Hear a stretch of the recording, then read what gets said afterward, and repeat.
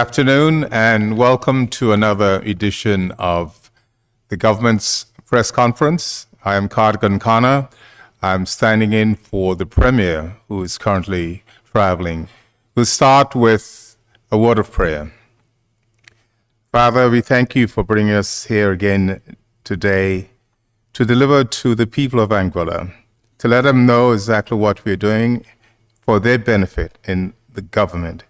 Father, we ask for traveling mercies on our Premier and all our colleagues, as well as all those who were here in Anguilla and are traveling back home after the festive season.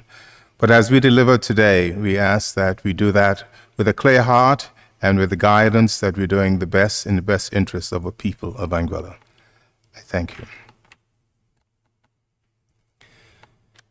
Yes, I also would like to start with some condolences. And over the weekend, we'd have lost what we regard as one of the Angolan pioneers, one of the fighters from back in the 60s, one who risked his life for Angola, for what he would have regarded, along with his cousins and brothers, that were fighting on behalf of the future of Anguilla. And that is Wilkin Smith out of Island Harbor. Some people would know him as Kacheeks. So just ask for a moment's silence for him.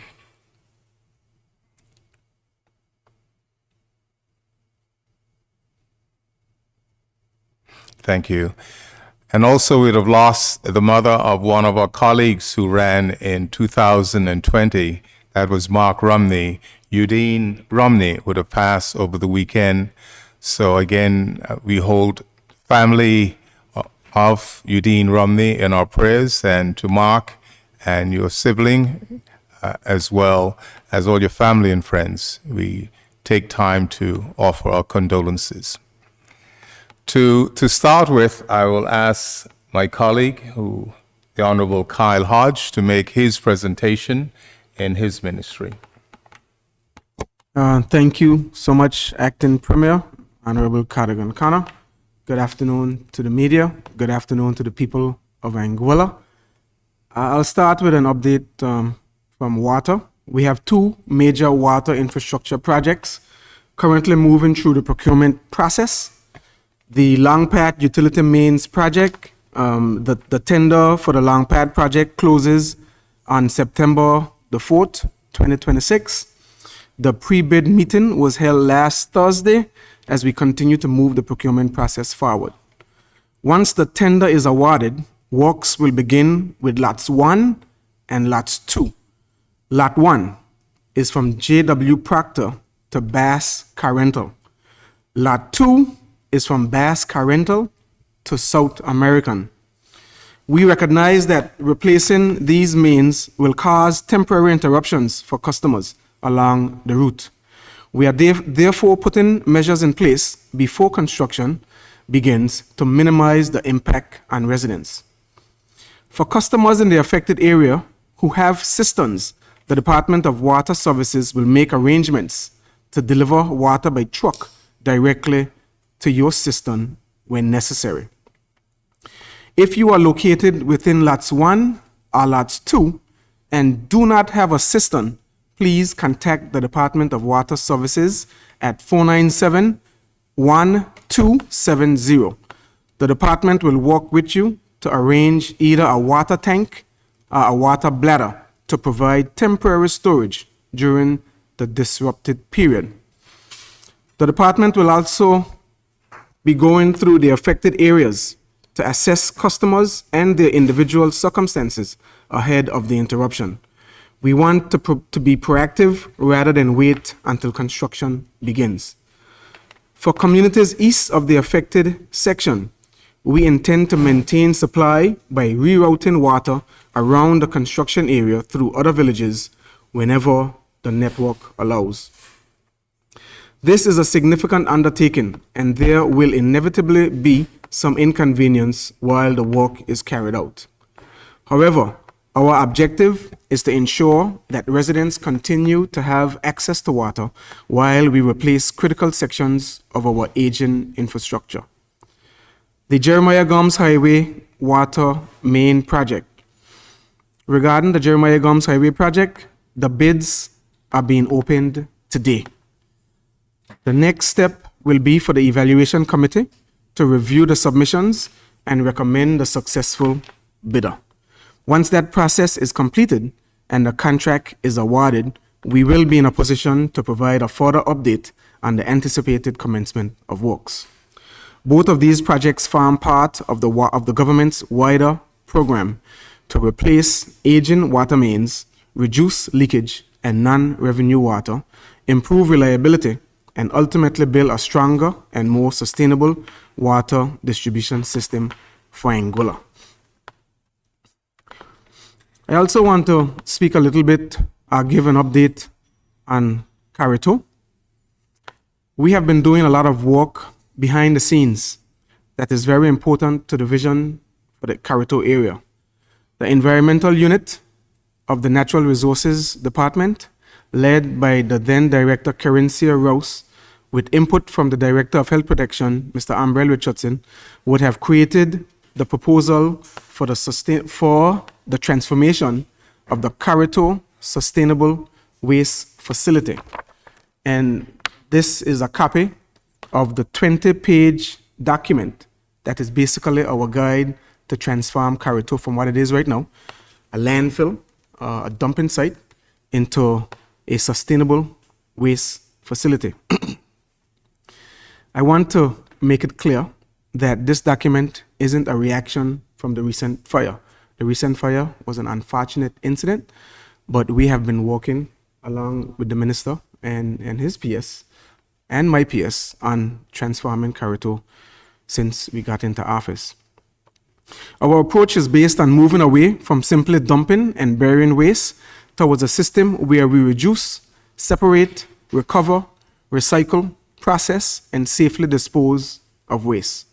The transformation is being developed around several major areas. Firstly, we will reorganize the Carito site. That physical reorganization of Carito is fundamental to everything we want to accomplish. We have been working on site plans for the past 2 months and will go into the design stage next. Secondly, we will introduce proper monitoring and control of what enters Carito. A weighbridge and registration system forms part of that program. We need to know what is coming in, how much is coming in, and where it is going and what eventually leaves the facility. Thirdly, we are developing the infrastructure required to transform the site. A formal infrastructure work plan is about 90% completed. This involves the site assessment, survey, and the overall master plan for Carito. That master plan will determine exactly where the major components of the new facility will be located. These components will include the wastewater treatment facility, waste oil collection and containment, waste segregation and processing areas, shredding and crushing equipment, the weighbridge, the internal roads, administrative and operational facilities, and ultimately, an appropriate waste-to-energy infrastructure. Once the master layout is established, the detailed engineering, environmental work, planning application, and building approvals can proceed. The transformation will happen in stages. The immediate work is focused on controlling and reorganizing the existing facility while completing the master planning and design work. The next stage moves us deeper into processing and resource recovery, greater segregation, shredding and processing of materials, recycling partnerships, improved treatment of wastewater and liquid waste, and reducing the amount of material that actually has to be buried. The longer-term objective is to significantly reduce our dependence on landfilling and move Anguilla towards a circular economy, including exploring appropriate waste-to-energy solutions for waste that cannot practically be reused or recycled. I don't want anyone to believe that because they may not see everything happening immediately from the road, that nothing is happening. The directors, both director from Environmental Department and director from Health Protection, PSs from both ministries, and our consultants, we have been all collaborating. And I want to thank the minister Honorable Cadogan Connor, for giving me the leeway, giving me the authority to deal with Carito as a standalone issue to fix. The tire fire was unfortunate, and there are lessons that we must take from it, but it does not change our direction. Carito has been a problem for decades, and we have accepted responsibility for dealing with it. My other update is on the Rendezvous Dune Club development, MOU. I am pleased to provide an update on another significant investment moving forward in Anguilla, the Salina Estate development at Rendezvous Bay. On Friday, the 31st of July, 2026, the government of Anguilla and Green Development officially sprinkled some gravel as a mark of groundbreaking on the Salina Estate luxury villa development, marking the commencement of a proposed $14.6 million investment. The project involves the development of 3 parcels of land at Rendezvous Bay and will comprise 4 luxury villas, each anticipated to feature 7 bedrooms, private swimming pools, hot tubs, and expansive outdoor living spaces. The development will be phased, beginning with site preparation and infrastructure, followed by construction of the model villa and then the remaining villas. The wider development is expected to include landscaping, recreational facilities, a welcome center, tennis and pickleball courts, basketball facilities, and spa and wellness facilities. The government welcomes this significant investment, which is expected to create employment, strengthen Anguilla's tourism product, and contribute to our continued economic growth. Importantly, the project is already creating opportunities for Anguillians, with 2 local architects responsible for the drawings, 2 local project management companies teaming up, and local labor directly involved in the development, ensuring that Anguillians will be participating meaningfully in bringing Salina Estate to life. There is another component of this agreement that is especially timely given the public discussion surrounding Carito. As part of its commitment under the MOU, the developer has agreed to provide equipment, training, and advisory support for the redevelopment of the Carito landfill. This contribution is expected to include equipment as well as operator training and technical guidance. Importantly, the MOU states that the value of the social contribution to be provided exceeds $1 million. This is significant because government has already made the decision that Carito cannot continue operating simply as a landfill we have known for decades. Plans are progressing for the Salina Estate Development Project to start before the end of this year. And that would be it for my updates. I look forward to questions at the end of the updates. Thank you, Minister Hodge. I'll now ask my colleague, the Honorable Joseph Vanderpool, to make his presentation. Thank you, Acting Premier, and good afternoon to all. Having heard the Minister's update on Carito and the recent fire, before getting into my substantial update, I just want to extend my sincere thanks and gratitude on behalf of the government of Anguilla to the Anguilla Fire and Rescue Services, persons within the ministry, as well as the entire civil service, the heavy equipment operators, the private water companies, and all other stakeholders who would have played a part in containing and ultimately extinguishing the fire that took place. So moving on, I would like to deliver an update on behalf of the Ministry of Infrastructure, Communications, Utilities, Housing, IT, and E-Government Services. I'll begin with an update on the airport. The airport development program continues to progress. The first phase is expected to include apron works, the runway widening, as well as the relocation of the runway lights. The construction contract is still being negotiated and is expected to be completed shortly. As it relates to roads, invitations to bid were issued for the Raphael T. Lake Drive as well as Albert Lake Drive road projects, and tenders would have closed on Friday of last week. The next stage is for the evaluation committee to meet and the contract to be awarded. Design works are still on track for the Albert Lake Drive road to the campus queue and is expected to move to procurement in September of 2026. The comprehensive road program for 2026 to 2028 is currently being finalized. The next step is to advance the identified roads for approval by Executive Council, which is expected to take place next week. Once approved, the list of roads will be published.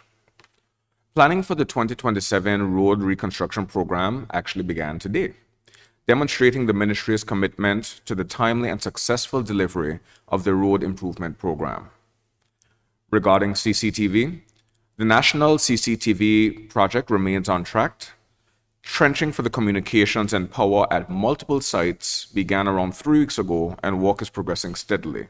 So I've received a number of calls from persons in the community asking, what are hole doing there? Why is this cutting off? It's to do with the national CCTV program. It's a trenching, and so those are some of those works. As it relates to government office accommodation, during the week of August 3rd, the ministers and permanent secretaries met to discuss the concept report that was received from BCQS. The purpose of the report was to understand the needs of the Anguilla Public Service to construct purpose-built facilities to house the government office accommodations. As with any report, a few adjustments will need to be made prior to approval. Once approved, BCQS will use the information within the report to inform the design phase of the program. Regarding ground transport operators training program, the government of Anguilla, through a collaboration between the Ministry of Health, Tourism and Sports, thank you, Acting Premier, as well as the Ministry of Infrastructure, will host a ground transport operators training program from the 13th to the 19th of September 2026 for taxi drivers and chauffeurs. This free, I stress free, pilot program, facilitated by the Caribbean Tourism Organization and local industry professionals, will focus on service excellence, professionalism, destination knowledge, zoning and rates, and Anguilla's tourism products and services. Participants who successfully complete the program will receive industry-recognized certification. Interested operators are encouraged to complete the online expression of interest and registration form. Last week, I attended Canto 2026 on behalf of the government of Anguilla.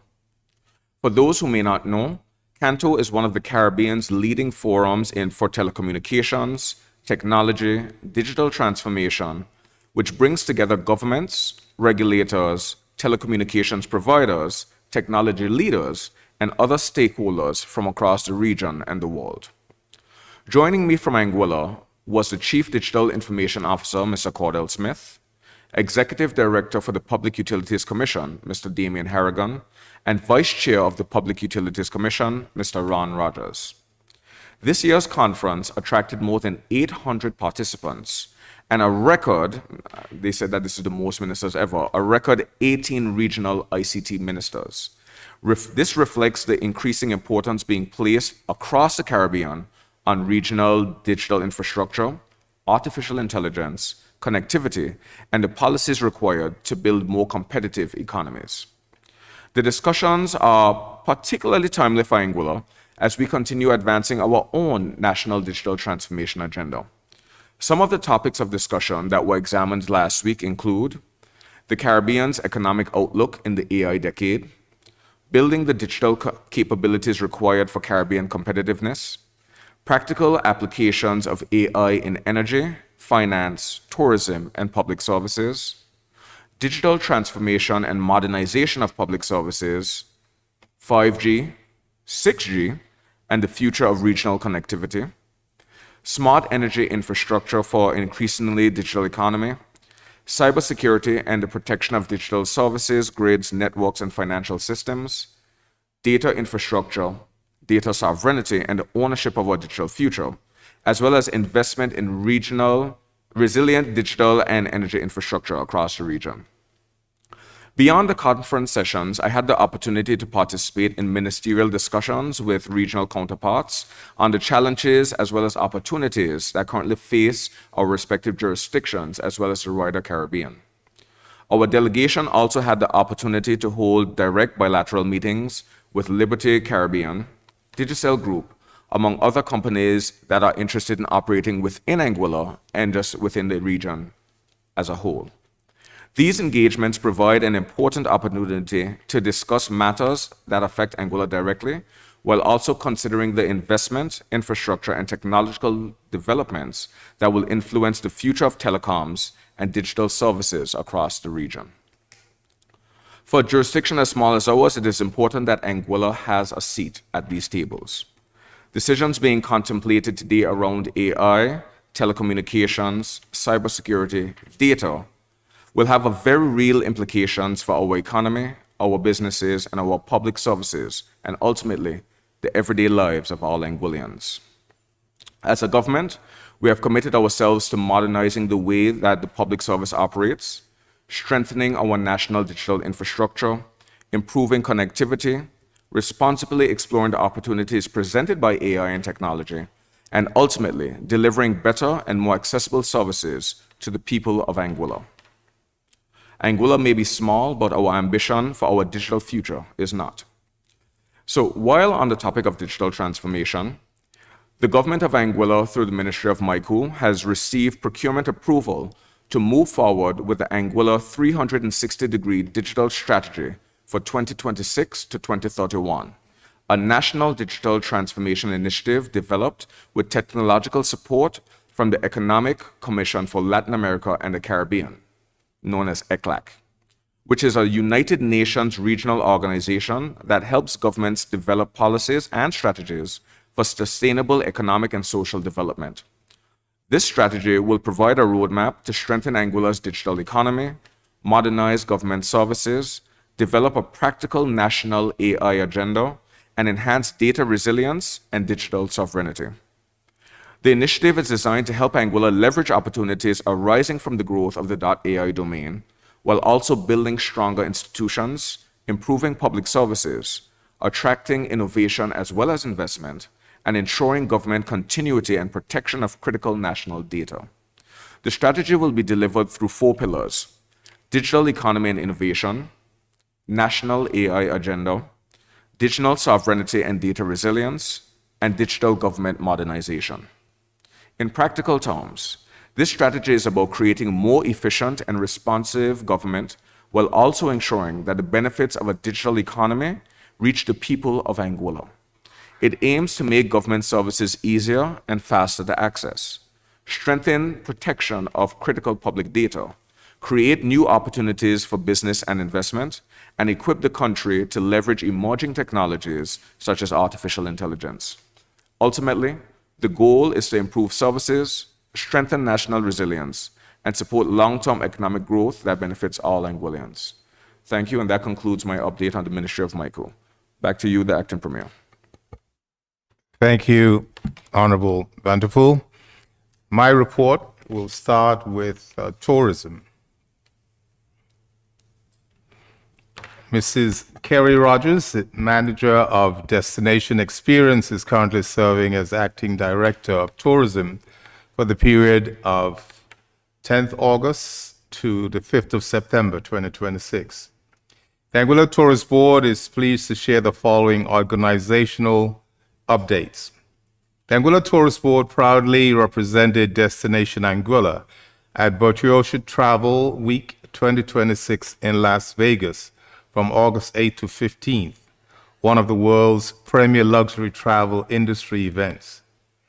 Throughout the week, the delegation engaged with leading luxury travel advisors and industry partners to strengthen relationships, showcase Anguilla's tourism offerings, and generate greater visibility and business opportunities for the destination. Anguilla's participation was especially significant as Virtuoso has ranked Anguilla the #1 Caribbean destination and #3 destination worldwide for festive travel. This recognition further reinforces Anguilla's position as one of the world's most sought-after luxury destination. And we talk about festive, it's from November through until May. And strangely enough, West End was rated #8 worldwide. Through strategic engagements such as Virtuoso Travel Week, the Anguilla Tourist Board continues to strengthen international partnerships, drive destination awareness and visitation, and create meaningful economic opportunities for Anguilla and our tourism stakeholders. Regional Junior Minister of Tourism visit. Planning is underway for the visit of the 2025 Regional Junior Minister of Tourism, Ms. Jolie St. John, who's from Trinidad and Tobago, who will visit Anguilla from 23rd to 25th August 2026, accompanied by her chaperone. The itinerary will provide opportunities for cultural exchange, destination familiarization, and engagement with tourism officials. Anguilla Summer Festival. The Anguilla Tourist Board provided marketing and promotional support for the 2026 Anguilla Summer Festival, helping to increase awareness of the festival and position it as a major cultural and visitor experience. Promotional offers included sharing event schedules and festive information across the ATB digital platforms, producing reels and other engaging content, and capturing key moments throughout the festivities to showcase Anguilla's culture, music, and traditions to local, regional, and international audiences. The ATB is also finalizing additional destination content highlighting the festival and the island's wider visitor experiences. This content will extend the visibility of the festival beyond the event period and help build anticipation for the 2027 Anguilla Summer Festival. During the festival period, welcome receptions were hosted at the Clayton J. Lloyd International Airport and the Blowing Point Ferry Terminal in partnership with the Anguilla Air and Seaport Authority and the Anguilla Summer Festival Committee. These activations featured welcome drinks and live performances by local entertainers, providing arriving visitors with authentic introduction to Anguillan culture and hospitality. The shoulder season strategy. The ATB is preparing to implement its shoulder season strategy, which is intended to highlight the experiences, attractions, restaurants, and other tourism offerings available between 15 August through October 2026. The initiative will also promote day trip experiences and encourage visitors to explore more of Anguilla. The annual seasonal opening and closing schedule for tourism businesses has been compiled and shared to assist residents and visitors with planning during the period. Members of the public are encouraged to contact establishments directly to confirm their operating dates and hours. Upcoming initiatives. Preparations are underway for the Anguilla Tennis Cup, Tourism Week, and inaugural Bermuda-Anguilla Air service between Anguilla and the Turks and Caicos Islands, scheduled for 19 December. Further information on these initiatives will be shared as planning progresses. I will turn to sports. While we talk about sports, during that summer festival, the main sport on Anguilla was boat racing. And in Class B, the Upsetter was easily the best boat on the water. They won Boat of the Year and Champion of Champions. The Wizard was easily the best boat in Class A, winning Boat of the Year, Champion of Champions, and earlier in the year winning the Anguilla Day winners. So that's like a triple crown for the Wizard and a double for the Upsetter. And I mentioned West End was regarded the number 8th village in the world. They're certainly the best village in Anguilla when it comes to boat racing, but I'm not biased. As Minister of Sports, I attended the Commonwealth Games in Scotland. And during that time, the Anguillan team that took part, we had swimmers in the form of Kaylee Vanderpool, Jonathan Izari, Josiah Minot. In track cycling for the first time, Delroy Carty, he performed for us on the track. In sprints, the females were Sage Connor and Tritania Lowe, and the male Sprinters were Trenton Brooks and Simon Rijo. Long jump was Johnif Gums. High jump was Shaquan Samuel.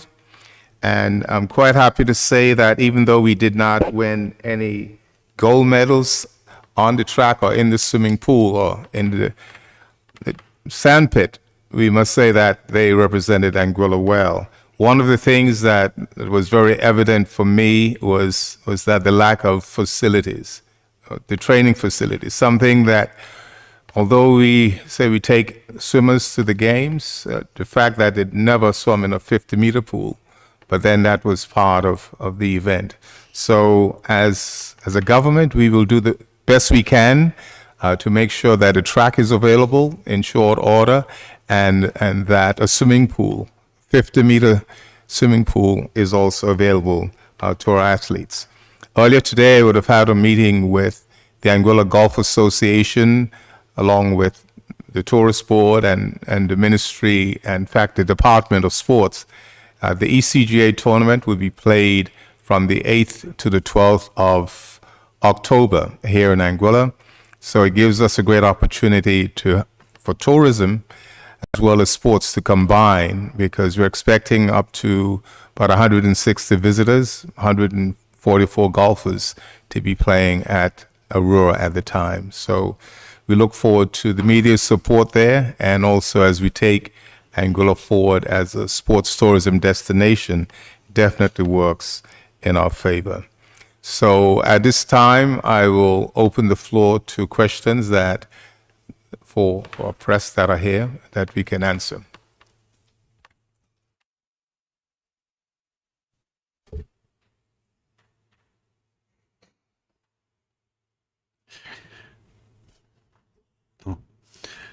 Good afternoon, Lloyd Gums from Lloyd's Live. This question was sent to me to ask in reference to the water situation. Mr. Richardson, he said that he was involved in an accident and has been immobile for a few days. But anyway, he said, can you ask the Minister of Water if they're experiencing water shortages in certain areas of the island, and when will this problem be resolved? Then he make reference to Upper North Side is one such area affected for months now. What's the situation with that, Mr. Hodge? All right, thank you for the question. Firstly, we want to wish Mr. Richardson speedy recoveries. Hope that he recovers and would be looking forward to seeing him back at the press conferences.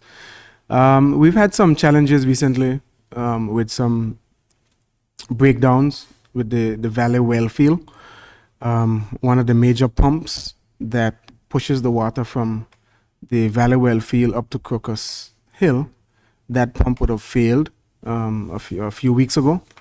We didn't have any backup pumps in stock for that particular location. That is I think it's a 25 horsepower pump. We've managed to have redundancies in other areas, but that one area we did not have a redundancy. So we would have placed an order for 2 additional pumps. One to replace that pump when it comes, and one to be on backup. What we have been able to do is to rebuild a motor that went bad on that pump. So that motor is back in place. The pump is working, but it's not working to full capacity.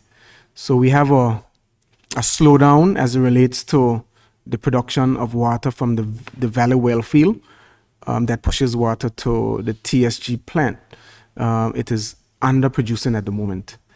So until we get that replacement pump in, that will then be able to generate the average levels of water that is a customer producing, we will have some issues with distribution.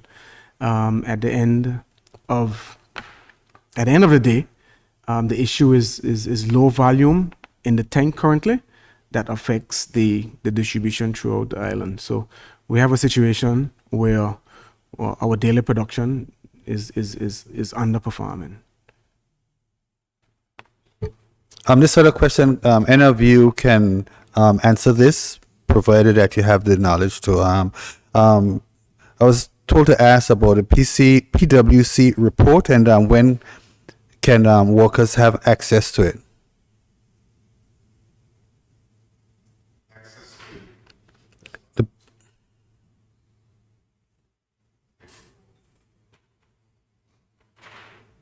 The report would be with, obviously, with the Ministry of, well, the Deputy Governor, I should say. You know, so I think that when that is available, I'm sure he'll make it available. I have one more question, Mr. Van der Poel. You made reference to having a meeting with the transportation workers. Do we have an idea of how many registered taxi drivers do we have on island presently? Yes, in terms of registrations, we did an audit of persons who had valid taxi licenses before the board would have met to issue the recent set of taxi licenses that would have been issued. And the complement of about 35 or so that they issued would have brought it to a total of 100, which is currently mandated right now as the upper limit. It's within the remit of the transportation board to decide if that's enough and if they need to go up and down. But in terms of registered taxi licenses, we are talking about the ballpark of 100. And I say that to say registered taxi operators, because we do know that there is an issue with a number of persons who do not have valid chauffeur licenses, do not have valid taxi licenses, who are currently operating as if they are taxis and chauffeurs. So that is an issue that we are also aware of and looking to address. Just a follow-up question. What's the difference between a van that says taxi with a blue number plate and a van that has C on it with an orange number plate? So you can have a taxi license or you can have a chauffeur license if you're a valid ground transportation operator within Anguilla. The difference is if you're a taxi operator, you are able to conduct business at the ports. You're able to go to the port, put your number down, wait in line, get dispatched, and pick up persons from the ports. Persons who are chauffeur operators are not able to conduct business directly from the ports unless they have a direct booking from someone. So they can't just go and wait at the taxi stand at the port, for example. One of the shortfalls that we have identified that has led to the proliferation of persons who are not validly licensed to be able to go and conduct business at the ports is the whole idea of the C plates. So some people see C as, oh, I have my chauffeur license, I have a C plate, that means I'm a chauffeur. That's not actually how the legislation is written and how it's conducted. The issue is C stands for commercial or company. So take, for example, you would have someone who has a construction business, for example, who they get a company car because they have a valid business license and they're able to take out a C plate. And for the persons who are conducting technically what would be illegal business, they go under a different business license, whether it's not having a chauffeur's license, but they get the C plate and then they go to the ports and they pretend, I should say, for lack of a better word, to be chauffeurs. So that's one of the things that we're looking at addressing in the Vehicle and Road Traffic Amendment in terms of how we change the license plate structure, not only so that we'll be able to produce the license plates locally, but also to make a clear distinction between commercial, chauffeurs, and taxis. Good afternoon, Yamke Brooks from Reed Anguilla. With regards to the pay review, we know that civil servants are expected to get their uplift this month, at the end of this month, payday. After the review, some civil servants, teachers, nurses, have expressed some disconcern with feeling undervalued for what they think they're worth, right? Their salaries haven't been increased following the review. How do you respond to the concerns of these civil servants? If I would take a chance to answer that. I do know, for example, the Teachers Association would have met with the Deputy Governor and as well as public admin to go through their grievances and concerns. And the latest update that we would have got through the Deputy Governor's office is that having heard the concerns and gone through it, that the teachers are largely satisfied now, understanding the process. In terms of the uplift, there's a minimum of 15% that everyone will get. So regardless of where you are in the civil service, you will get at least a 15% increase. And I know that right now, the Department of Public Administration, through the Deputy Governor's Office again, is meeting with all of those persons who would have submitted grievances. I believe it was a total of around 130 persons plus, somewhere in that ballpark, that would have submitted grievances, and they're meeting with them on an individual basis to go through whatever their specific use cases are. Yes. If I could just add to the minister's response, what I have been telling folks in my ministry, if there continues to exist some issues with let's say your job classification and the grade that you're in, and if you have a case, a real serious case, this is not an end all. This is a process that was done. At some point we have to make a decision and move forward, but it does not mean that you have to remain where you are. I think the report highlighted some issues with how jobs are classified and described, right? So, if there's a need to go back and look at your job classification and your job description, then, put it in writing. Anything can be accomplished if there's a case to be made. You put it in writing to your PS, and they take it on to the Deputy Governor and the Public Administration Ministry. And then, of course, they will look at it and then determine where to go next. Yes. So it's not an end-all situation. Okay. And just this afternoon, I've gotten a call, a concern that cleaners for government offices and departments, they aren't going to be receiving an increase apparently. Why is that the case, may I ask? So just before coming here, I also had a cleaner who reached out to me expressing their concerns. As Minister said, we aren't aware of anybody across the civil service who is not experiencing an increase, but having been made aware of the concern, we will be reaching out to the Deputy Governor and the Department of Public Administration to see if that is indeed the case, what's the reason, and how it can be remediated. But as of this moment, we can't officially say that we're aware that that's actually the case. Okay. On the matter of renewable energy, there's been the increasing need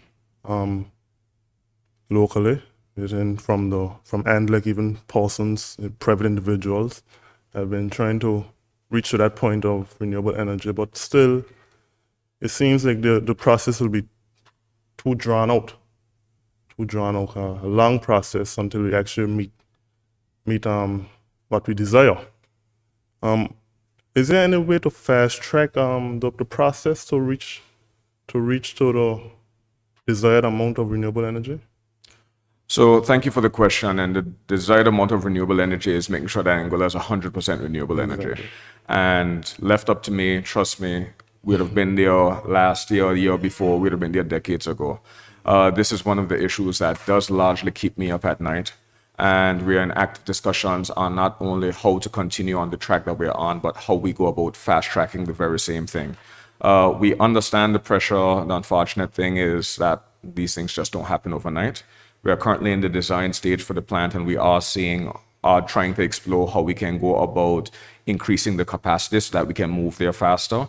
But we are also guided and reminded about what happened when we installed a 1 megawatt plant, and a few months later it was completely destroyed. So it's one thing to just put it down, but it's another thing to make sure it's down in a proper manner, in a resilient state, and here for the long haul, as opposed to just putting it down for putting it down's sake. But it's one of the government's top priorities, and as I say, it's what keeps me up at night. But we will continue to progress that matter. Yes. And an update on the Caracas Bay building. You would have heard that ANDLEC would have purchased it, and I guess you would have said some time ago that it would have been done by December of last year, but no work has been done for the whole of this year, basically. Well, what is the state, and where are we going with that building? So the update that I would have given on the building and the timelines would have been the update that was provided to me by the former CEO who was there. I have spoken to the new CEO who has been here about this building.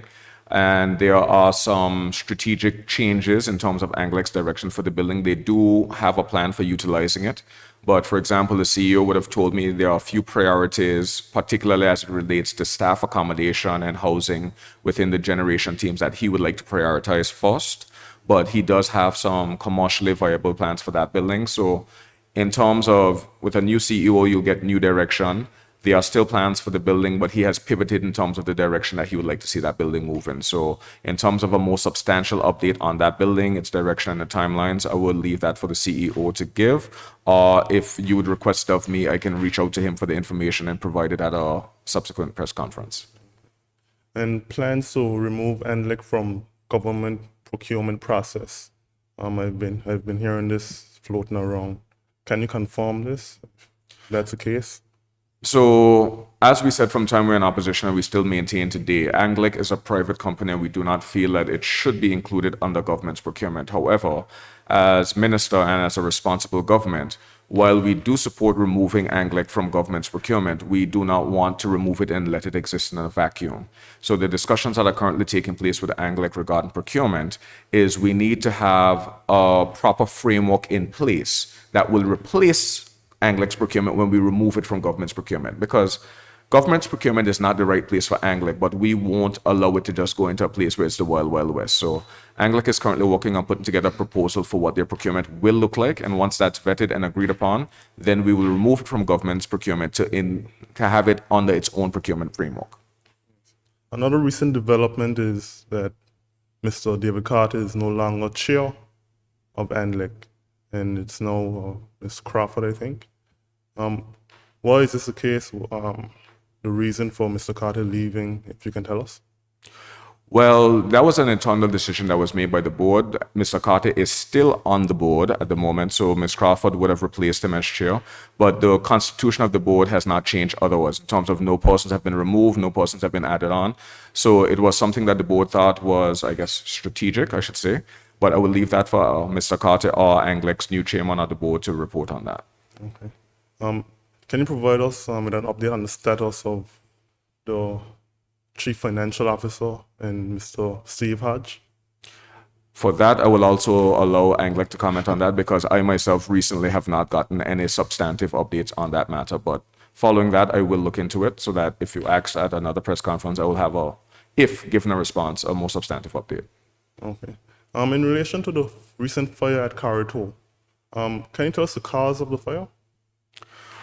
Well, the Anguilla Fire and Rescue Services would have to conduct their analysis after the fact, because when you respond to a fire, the first thing is containment and then extinguishment, and then they can go into the investigative factors. At this moment, I have not received from the Chief Fire Officer, anyone at the Anguilla Fire Rescue Services, a definitive cause of the fire. Okay. Mr. Hodge, you would have mentioned some time ago that the issue isn't necessarily only with an aging water network, but also with persons that are essentially stealing water. How has progress been with counteracting these pitfalls of persons that are not paying for water and have hidden pipes and those kind of issues? Well, it's really hard to discover, unauthorized connections, because for the most part, it is, infrastructure that is underground. So it isn't the easiest thing to do. What we will be doing going forward is to implement some district area meters that will help us to narrow down the various districts where the non-revenue water is prevalent.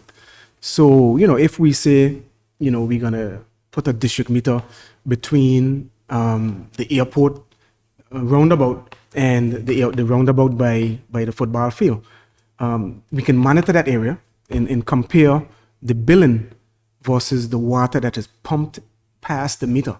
Yeah. So when those district meters come into being, then it would help us tremendously to identify the areas where there's a lot of non-revenue water being seen.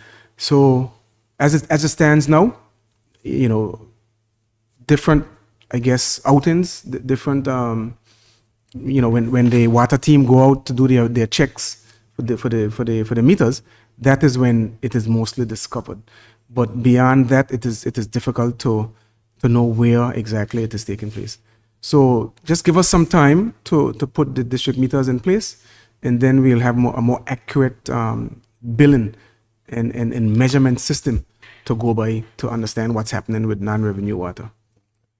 And you would have spoken extensively about corridor sustainable policy that that has been developed and different projects that you plan to have.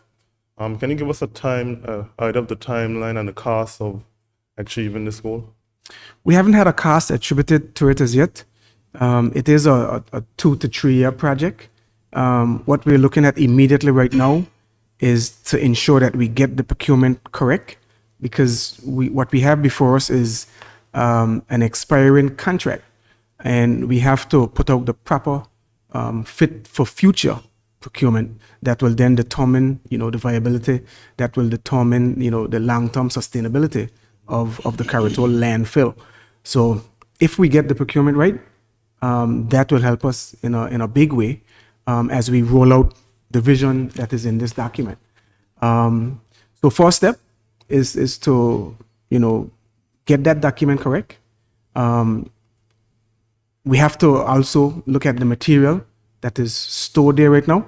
Certain areas, certain sections are overflowing, and we have to determine, you know, how soon we can get that out as well.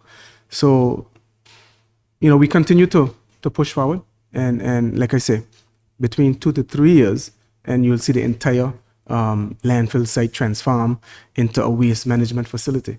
We have a consultant that came on board from Stacia, you know, and interestingly, you know, where we are today is where Stacia was 10, 15 years ago. And they are about to receive their first waste-to-energy plant within a few months. So, you know, we're looking forward to the work that they will do to help us to get to the point where they are now. Mr. Khanna, the tourist season is basically over now, and for the next couple months, the entire hospitality industry will be at home. What is anything being put in place to give these persons an uplift during the downtime for the off season? Not at the moment. And I think what is interesting is that within the tourism industry, they'll tell you it's the hardest season they've ever had because it's been the busiest. And they obviously need a break. But as you go forward, when you like to think that persons can earn enough to see them through for a month or so. But again, we really need to have a system in place where you're unemployed, that there is some form of an income. So I think that is something definitely we have to look forward to going forward. Yeah, and as when we talk about closing down, I think that we have to get away from that as well, because I think that even though the major hotels will shut down, Anguilla hasn't. So we still have to find a way to make sure that those who want to work in the tourism industry can find some work. And that's why the Tourist Board will continue to look to places like Central and South America, especially South America, when it is their winter season. So that will be the peak season for them coming to Anguilla. So that is something I know over the years, from 2015 when I was involved, we were working on, and going forward, we'll continue to do that. Because St. Martin doesn't shut down, none of the other islands shut down. It slows down, and I honestly believe for some people who are doing 2 jobs, you cannot do that for 12 months of the year and be very effective. That's it from me. Back to Mr. Vanderpool, in reference to the taxes, is there a board in place for to deal with taxi drivers' issues? When you say a board, there's the transportation board, which falls under the purview of my ministry. But just about 2 weeks ago, I believe, myself, Chairman of ASPA, members from my ministry would have gone down to the Blowing Point Ferry Terminal one morning, where the taxi drivers were coming together to have a meeting about the reestablishment of the Taxi Association. As you know, the Taxi Association was a well-functioning organization, but over time, it became somewhat dormant. So they're looking at reviving that institution so that they can speak with one voice, have somewhat of a union, so to speak, so that they can have collective benefits and have one body that can liaise with government for issues that they face. So in terms of the board, the Transportation Board exists, but based on your question, I think we're talking about like the Taxi Association would be the body to be able to speak on behalf of taxi drivers. Okay, in reference to the statutory bodies, would they have they also been included in the salary reviews also? Some of them, especially those that would have received government subvention, would have been included, but it's up to the respective boards themselves to be able to institute the increases. So take, for example, members of the civil service will be getting the pay increase as of August. But for example, the Anguilla and Seaport Authority, they would have been consulted with and they would have implemented their increases from July. So they actually received their increases from last month. So it's on the different boards to be able to institute it on their own rather than central government mandating such. Okay.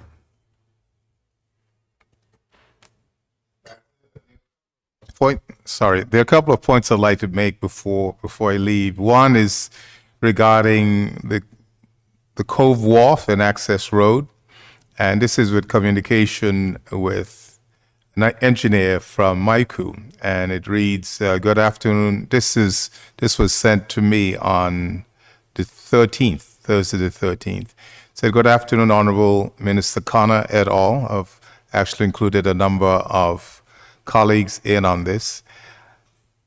The Department of Infrastructure is working with the Director of Maritime Affairs to determine interests and capability of regional firms to repair and or replacement jetty infrastructure on the island, Cove Bay, being the priority." So I think that will answer a number of questions that's been out there. What's happening with the wharf at the Cove? For a number of years, it's been struggling, and of course, within time, it's not going to get any better unless it is fixed. So happy to say that work has started, not the physical work, but the paperwork and the communications have started. And of course, there's been some debate over the years about the access road.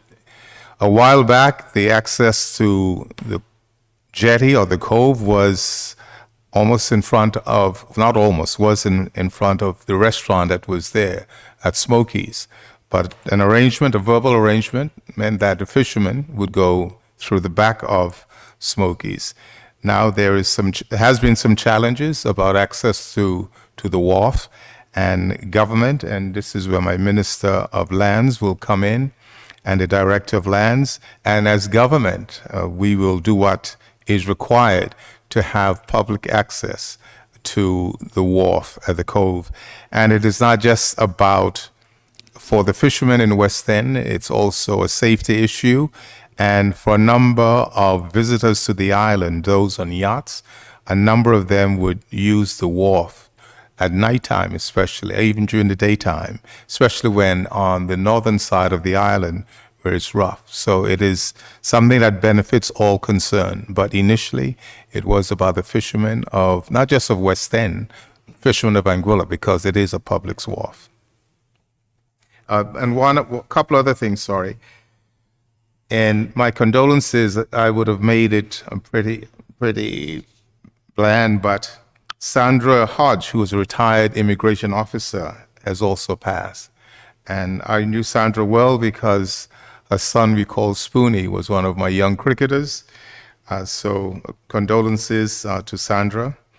And also on Thursday, 4:30, at the Ministry of Health, Sports and Tourism, we will have a second consultation on the Sports Act, and this time it will be with association members. We're asking for 2 members from each association to come forward, and the idea would be that we'll have a further consultation with employers, because as much as we talk about boat racing as a national sport and having that implemented, it forms part of the Sports Act as well.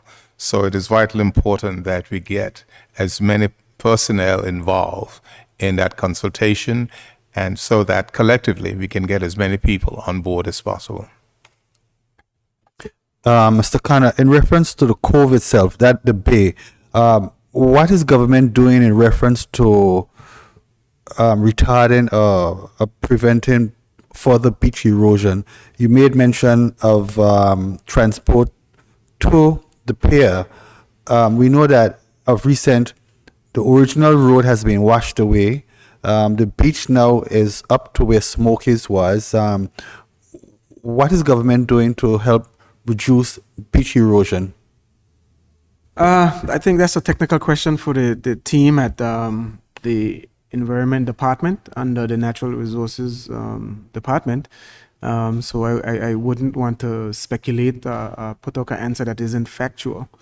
So I would prefer to leave that for them to address.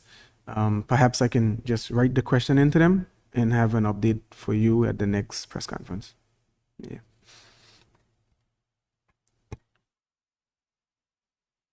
So I want to thank, obviously, the questions that were asked. I think it was more than 2 questions per person. But again, it's very important, and I think this is what is vitally important. Whatever questions you have that we can't answer them now, we, as my minister here obviously mentioned, we will get back to you with that answer. But we thank you for the interaction, and we're hoping that the general public would have appreciated that what was presented is what they were asked for. So again, thank you to the staff here who made this possible, to Rick Hill and his team, to the listeners out there, and those who feed back information to us again. So thank you so much indeed.